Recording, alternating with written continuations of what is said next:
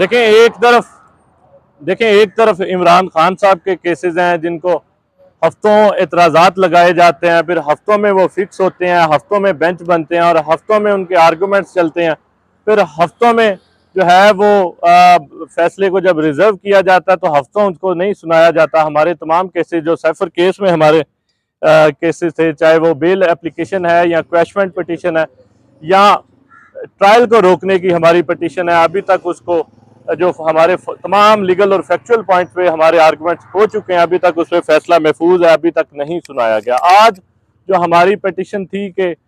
इमरान खान साहब को जो गैर मयारी गैर महफूज खाना जेल में दिया जा रहा है उससे उनकी जान को शदीद खतरात लाहक है। हमारा ये कहना है कि उधर किसी स्पेशलाइज्ड डॉक्टर से चेक करवा के उनके खाने को इमरान खान साहब को दिया जाए ताकि उनकी जान को शदीद जो खतरात लाहक हैं